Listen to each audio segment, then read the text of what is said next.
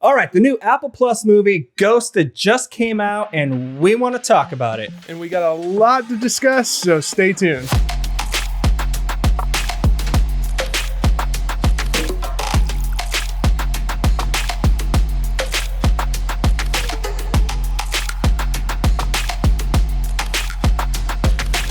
All right, so Ghosted just came out. Sean Marcus and I just dove straight on it. It's the new Ana de Armas. Sorry if I said that wrong. And Chris Evans action comedy. Yeah. I thought it was a perfect action comedy, actually. Yeah, you really enjoyed this one? Yeah, I enjoyed this one, but you know, we'll go into all the details why. But yeah, I was pleasantly surprised. Chris Evans plays a character called Cole. He's like this goofy farmer guy who lives with his parents still, trying to help out with the farm. Hopeless romantic, ends up going out on a date with Sadie. This movie's kind of interesting just because it kind of plays on the typical romantic comedy notes, but kind of pokes fun at it, which I actually kind of like. So they go on this perfect little like full-on date, you know, have kind of their one night stand is what it should have been. But of course, Cole is telling his parents and stuff all about her. Like, oh man, it was such a great day. And like, I think she's the one. And keep in mind, he just got out of like another serious relationship because they kept saying he's all needy and clingy and stuff. So yeah, he's definitely one of those. I'm a hopeless romantic, but I'm not a needy, clingy guy. I'm a little bit. I don't know, man. I look at my text. Diana's like, man, Sean Marcus texts you a lot. Yeah, and you just respond back after like 13 texts. You're like, okay.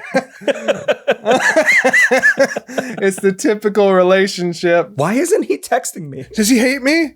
Does he want to quit the show? Is that what's going on? Why don't you express yourself a little bit more? Anywho, let me tell you this. I thought they did a great job of quickly setting up the story and the backstory in that short little period of time in the beginning of the movie, in the first act. And you really got a feel for like, okay, and they use great metaphors, the metaphors with the plants, like throughout the entire movie. Yeah. They did a really good job of using those to show how she is, how he is, how the relationship is, and how they're going to grow into a solid relationship. So I thought they did a great job setting the movie up and using the plants as a metaphor. Man, I almost like, I know they did little bits of that, but I didn't think about it too much on like how each piece like went through the whole thing and like how it played out with each different act.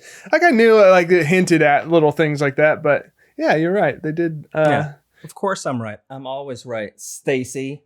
I gotta drop that hint in for my wife.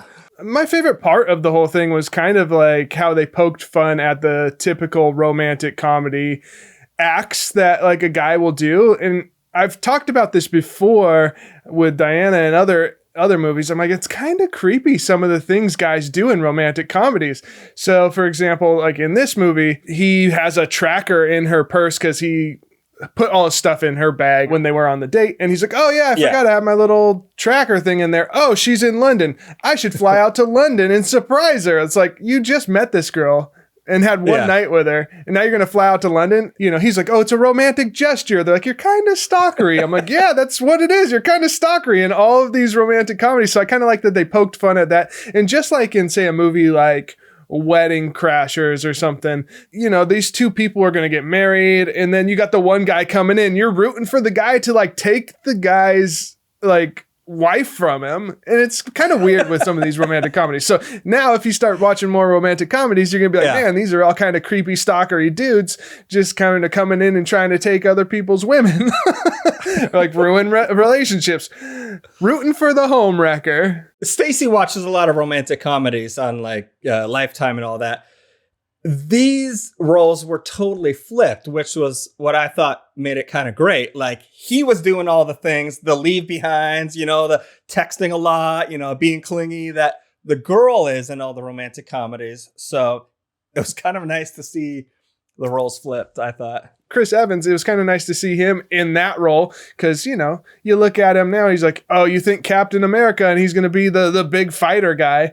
And he's kind of the opposite in this movie, and it was kind of nice to see. You talked about your favorite part. My favorite part was just a little scene where he first discovers, she's a spy. He's trapped in this torture dungeon, just escaped because she came in and saved his life.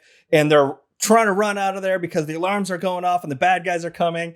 And he goes back and grabs his passport and all that stuff. But then he grabs his rolling suitcase and he's like running behind with it, and it's bouncing everywhere. Around. And just at the very end of the scene where it just gets like shattered by all the gunfire and he just looks at the handle. He's like, oh well. Yeah, because he gets himself into trouble. He follows her into London, and then these guys kind of kidnap him and tie him up. And I think they take him to Pakistan? They take him to Pakistan. Yeah. It's like, boom, here's a potato sack over your head, and then boom, here's Pakistan. I almost missed it, like for how quick they were like transferred countries. You're like, I don't remember London having a lot of dungeons. I mean, caves for torture dungeons. Yeah, so they think he's the tax man. He has no clue what the tax man is. And then Sadie ends up coming in and saving him. And that's when it kind of shifts. It turns into this big old like action comedy. And for some reason, I kept thinking of like 21 Jump Street. It's the kind of like action comedy I was thinking of when I was watching it. But yeah, it's kind of fun from there. You just mentioned like your other favorite scene. I have another favorite scene that just made me laugh for some reason. I think they're on a bus and he's like trying to choke out the guy. And she's like, like put him to sleep, choke him out. He's like, normally they tap out. She's like, he's not going to tap out. I don't know why that part just stood out to me, but I just laughed at it. Yeah, this isn't the Krav Maga gym where, they tap out. Yeah. But that was kind of my least favorite scene. Was they're driving that bus, backwards, and they're taking gunfire from a mounted 50 caliber gun, and it's shooting at them. And the only thing that happens was some sparks and some cracks in the windshield. I'm like, I wish movies would have a little bit more realism. I mean, if it was a little bit more realistic, the movie would have been over right then. Yeah.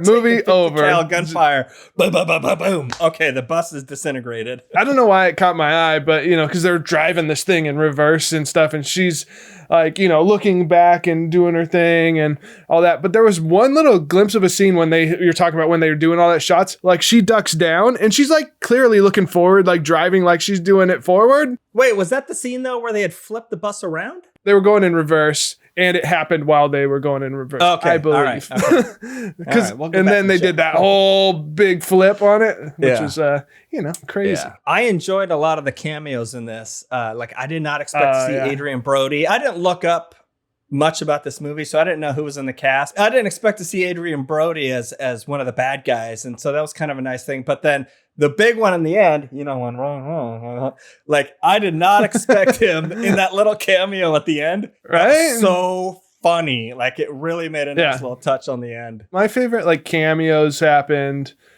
with all the bounty hunters that started popping up. I don't know if I want to talk about it, but it's kind of fun let's not talk to about see. it. But that was one of the funniest scenes in the movie. Yeah, let's not spoil that one. Don't want to talk about it, but there are some fun cameos in this movie, and you're just gonna, I'll just stop there. I wish we could talk about it, but it's just so fun and catches you off guard to see it, and you just get the warm fuzzies when you see it. You're like, oh man, this happened. It's great. Yeah. Like I said, I was really pleasantly surprised. I thought it was going to be super cheesy and kind of hokey and dumb, to be honest. But it was well written. It was funny. There was good action in it. And like the story kind of like kept going. And I'm like, okay, well, I kind of expected it to kind of be the ending. And then it kind of keeps going. And there was this other layer to it. Yeah, I was really surprised with this. The one thing that in all these types of movies, I'm like, okay, they're searching for this biochemical weapon, right? That all these like big guys want. But why do they always carry it in like the smallest little briefcase ever? It's like something that could just destroy the world. Or and like they're waiting on this mass code, population. But like maybe just pop the hinges.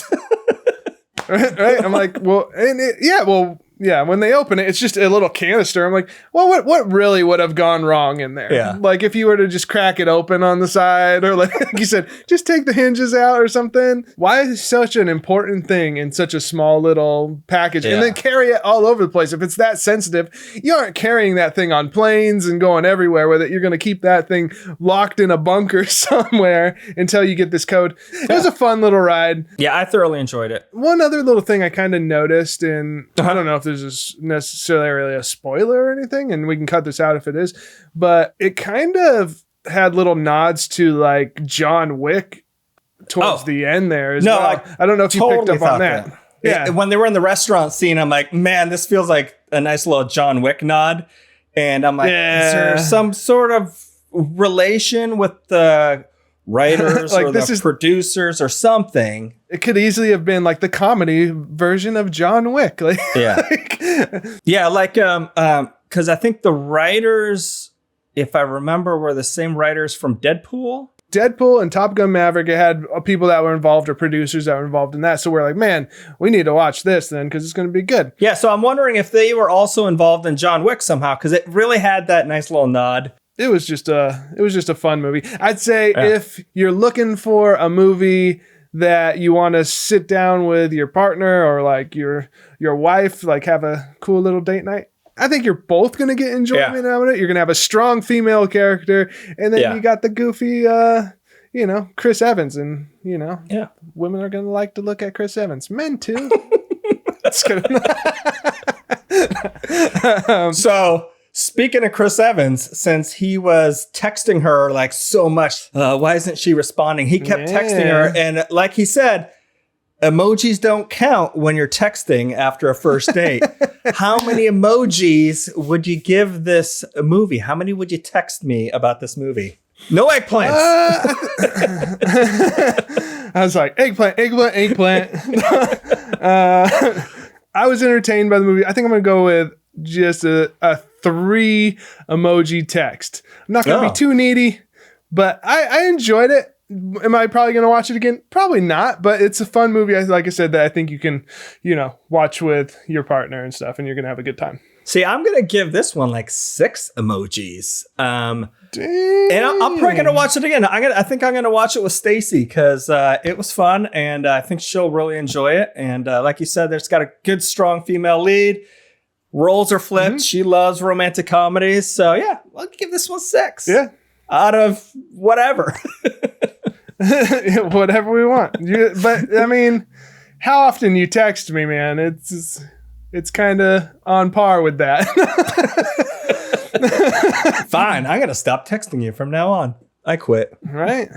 We're both pretty bad about like texting long different strips like send rather than just like here's a block of text. Yeah. Plus, I was texting you and I'm like, he's not really texting back. And then I look on Facebook and it's like Diana's birthday dinner. I'm like, texted her, happy birthday. I see why he's not texting me back. Yeah, man. I'm in the middle of trying to pretend I'm the tax man and getting this deal squared away. Man, trying to blow my cover. Sorry, Diana. But that's it for this episode. Go check Ghosted on Apple Plus, and we'll see you on the next one. Peace.